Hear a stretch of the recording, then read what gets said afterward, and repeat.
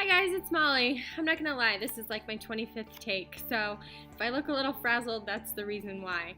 I wanted to introduce you to what I wanted to do for my final project. So I'm thinking about creating an online interactive text of Brave New World, which is one of the texts that I teach here at the high school. And so in order to do that, I want to show you where I got my inspiration. I was introduced to an interactive book of the Scarlet Letter by Hawthorne. A teacher and her students created this iBook that had elements of interactivity and multimodality to make the story more engaging and also to give context for students for components of the text that are difficult or things that the teacher wanted the students to think about. So I've downloaded the book, and you can do the same if you're interested. And so what you'll see in the features of an iBook is that it has a table of contents where you can look at all of the chapters, right? So you can scroll here and see all of the chapters.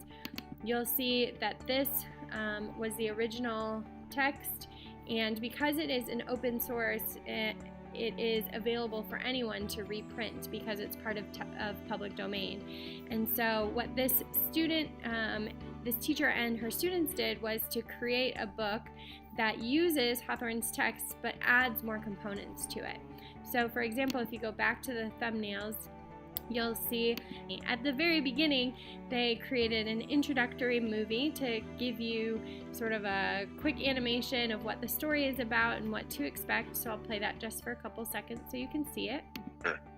Isn't that book really old? Like from 1850? Seriously? She expects me to read this? The first page uses words like inauspicious, physiognomy, and sepulcher. Okay. So all iBooks can have an intro, movie, and then these are all of the chapters that are in Hawthorne's text.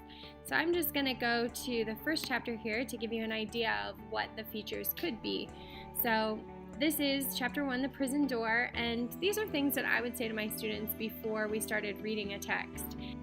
So, for example, one of the things that I might ask my students to do before they start reading is to think about the importance of an exposition in a story. So here this teacher writes, think back to every movie, television show that you've watched. Have you noticed that they all start with an establishing shot depicting the town, city, or settings, right? So really what this teacher wants the students to do is to understand what the purpose of chapter 1 is for this story, and how does Hawthorne introduce those components and what the reader should know about the town before they begin reading. And so you'll see also that there's some bolded words. So these might be words that students have difficulty with or are not sure the meaning of.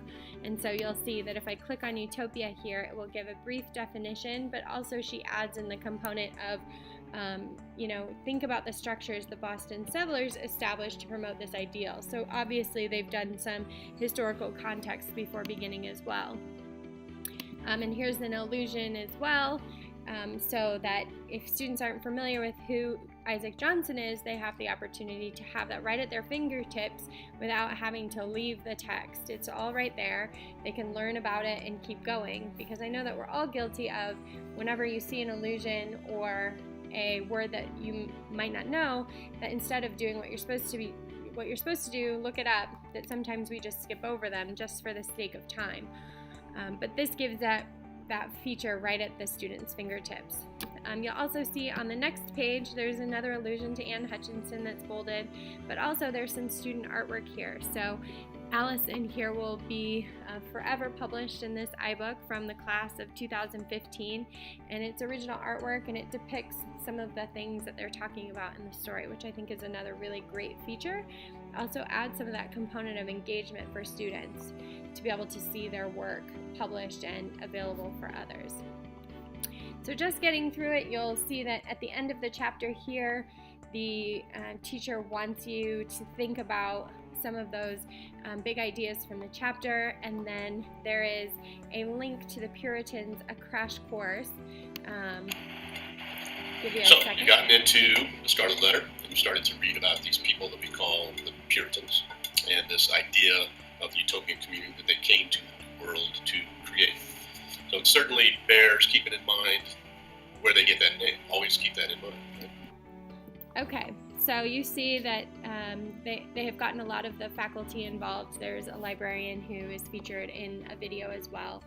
But you have the opportunity to feature different widgets that will allow you to go to different web pages to see different examples. You can connect YouTube videos. I mean, the possibilities are really pretty amazing what you can do with this. So this is where I got my inspiration.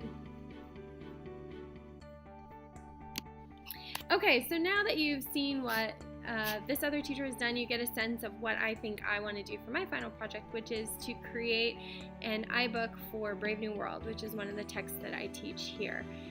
One of the biggest complaints of students is that the book has a lot of complex language and a lot of higher level thinking that they don't get unless I'm right there with them. So I feel like if I can create this interactive text, that I would be able to sort of be there while they're reading. So I can ask my questions and offer some suggestions and things for them to think about while they're going through it.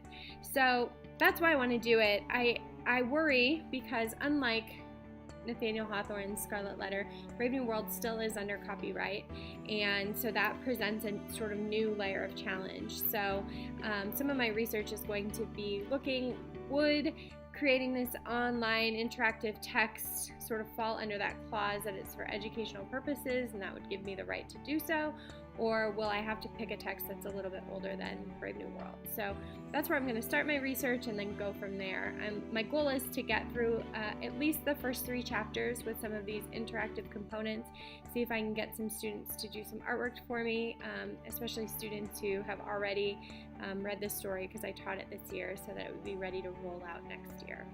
So if you have any comments or suggestions, feedback, I would really appreciate it. Hope you have a great day.